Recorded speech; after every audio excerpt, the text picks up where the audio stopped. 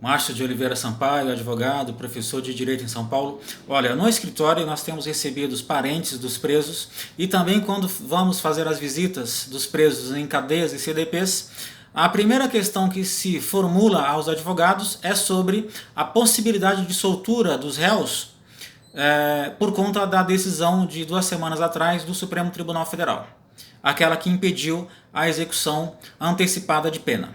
Pois bem, decidi então realizar esse vídeo para explicar as várias modalidades ou espécies de prisões que existem no ordenamento jurídico brasileiro.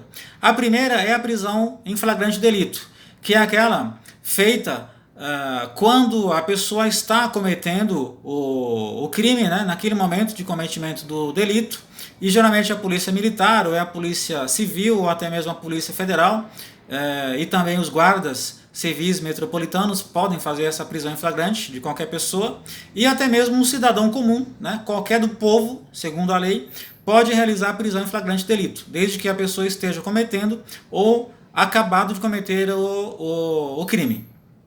Então isso é a prisão em flagrante delito. A segunda modalidade de prisão de alguém é no caso da prisão temporária. A prisão temporária, ela tem um prazo, portanto, né? Para os crimes comuns o prazo é de 5 dias, podendo ser renovado por mais 5.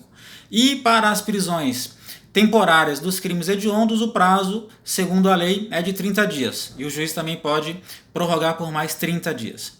E a terceira modalidade de prisão é a preventiva. A prisão preventiva, ela não tem prazo previsto em lei para a sua duração, de modo que o preso pode ficar muito tempo, né? O que é combatido pelos grandes juristas e pela nossa advocacia, porque o preso fica lá indefinidamente, sem condenação, sem sentença penal, né? Às vezes sem audiências, e fica preso, esperando que o juiz decida sobre a sua sorte, né? E por vezes ele, quando há uma sentença, pode ser absolvido e resta a ele apenas uma indenização, né?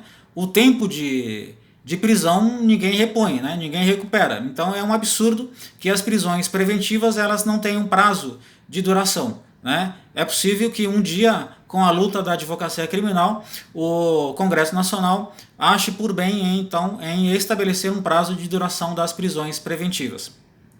Mas quais são os fundamentos da prisão preventiva? A lei traz, no artigo 312 do Código de Processo Penal, quais são os requisitos para que o juiz possa aplicar a prisão preventiva. Por exemplo, risco de fuga do local do crime, risco de reiteração da atividade criminosa, risco de ameaça à testemunha, risco para a ordem pública, para a ordem econômica, e tudo isso nos casos de crimes praticados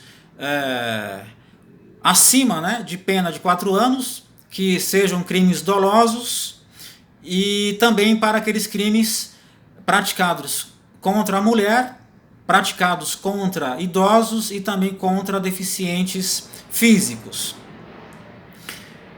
E o que o Supremo Tribunal Federal decidiu então nas últimas 2 semanas?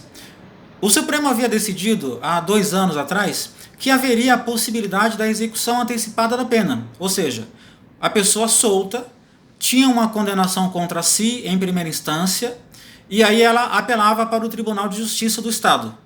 E o Tribunal de Justiça mantinha a condenação. Então, o Supremo Tribunal há 2 anos disse que poderia fazer então a execução antecipada dessa pena. O que é contra a Constituição Federal, porque a Constituição Federal diz que só é possível a execução de pena quando esgotados todos os recursos do condenado, e não quando esgotada a segunda instância. E aí houve então recurso por parte da Ordem dos Advogados do Brasil, e o Supremo Tribunal decidiu, há 2 semanas atrás, que a Constituição Federal tem que ser cumprida, ou seja, só pode haver a execução de pena após esgotados todos os recursos do acusado ou do condenado, e não apenas após a segunda instância.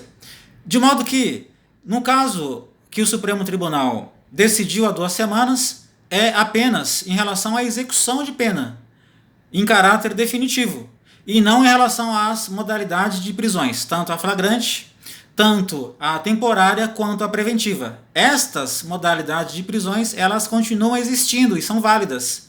O que não pode, segundo o Supremo Tribunal decidiu há 2 semanas, é a execução antecipada de pena.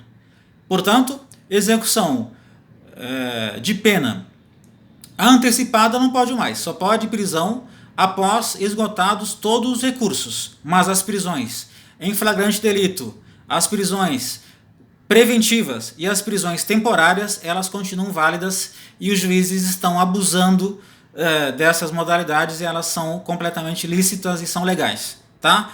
A forma de combatê-las é com habeas corpus. Se você gosta do conteúdo do nosso canal, por favor, se inscreva nele, aperte o sininho para você receber as próximas postagens do nosso canal e encaminhe o vídeo, compartilhe o vídeo para os seus amigos e peça para que eles se inscrevam também no nosso canal para contribuir com o nosso trabalho. Um forte abraço e até o próximo vídeo.